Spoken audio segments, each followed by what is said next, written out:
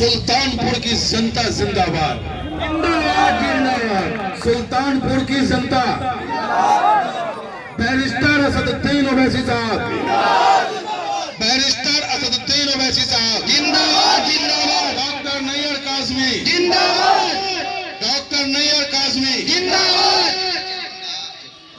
ये छोटा सा सिपाही बैरिस्टर असदुद्दीन ओवैसी साहब का हैदराबाद से आप सभी के लिए सलाम लेके आया है। और सलाम में दुआओं में रखेंगे आप। और अपील है कि डॉक्टर नैयर काज़मी साहब की जो मेहनत है, आप सोचो एक किसान अगर खेती करता है, गेहूं के मौसम में गेहूं बोता है, धान के मौसम में धान बोता है। एक साधु अगर तपस्या करता है तो उसे अपने मोक्ष की प्राप्ति की चिंता होती है। एक इमाम साहब अल्लाह की इबादत करते हैं तो उन्हें भी अपने परिवार, अपने समाज, अपने कौम की मोक्ष की दुआ करते हैं उनसे। लेकिन एक नेता डॉक्टर नैयर काज़मी, जो आपका बेटा है, आपका भाई है, आपका हमदर्द है, जब कभी भी आप पे जुल्म होता है तो इस उत्तराखंड की धरती पे अगर कोई बेटा आपकी आवाज को बुलंद करता है, वो बेटा आपका डॉक्टर नैयर काज़मी साहब होता है। Doctor Nayyar Kazmi, doctor Nayyar Kazmi. और वो दूर दराज कोने में बैठा हुआ एक कोहिनूर,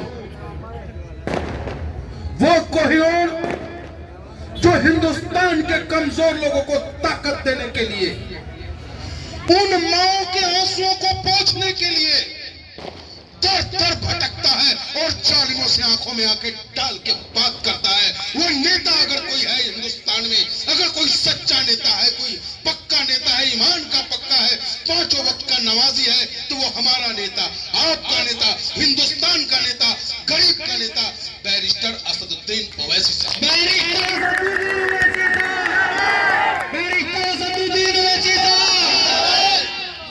अब सोचना आपको है कि आप किसके पाले में जाओगे।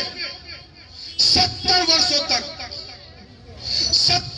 तक हिंदुस्तान की आजादी से लेकर अब तक अगर जुल्म हुए हैं तो गरीबों पे जुल्म हुए हैं, मुसलमानों पे जुल्म हुए हैं, दलितों पे।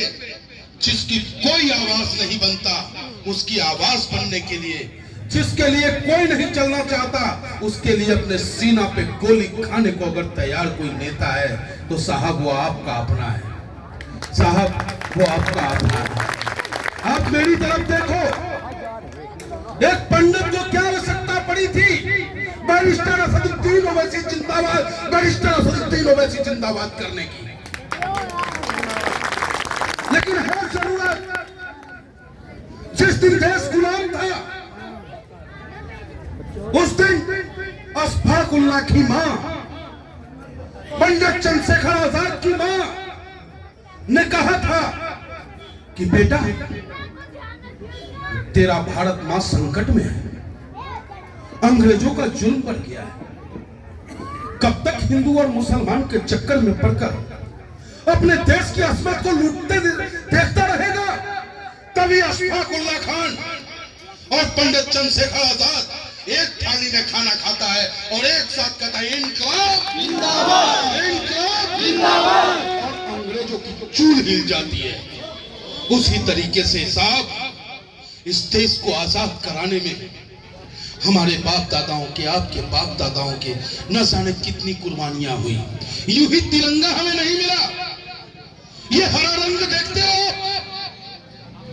ये हरा रंग अपने आप में बहुत कहानी लिख रखा है। तिरंगा देखते हैं, 3 रंग है, केसरिया रंग भरने वाला, सादा है सच्चाई, हरा रंग है हरी हमारी धरती की अंगड़ाई। और लोग हमसे ये कहते हैं कि पंडित तू मुसलमानों की पार्टी में चला गया, तू मुसलमानों की बात करता है। हाँ, मुझे गर्व है, मैं कोई पाकिस्तान के मुसलमान की बात नहीं करता, मैं अफगानिस्तान के मुसलमान की बात बात नहीं करता, मैं बात करता हूं इस भारत मां के बेटे की बात करता हूं। मैं बात करता हूं अशफाकुल्लाह खान के डीएनए की, मैं बात करता हूं कैप्टन वीर अब्दुल हमीद की, मैं बात करता हूं अब्दुल कलाम साहब की, जिन्होंने हमें परमाणु शक्ति संपन्न बना दिया। मनमोहन रामा पंडित जी, मनमोहन रामा पंडित जी। और मेरे नौजवान साथियों, मेरे बुजुर्गों, आपने वक्त के अनुसार फैसला लिया। अरे जिस जिस पे किया हमने भरोसा,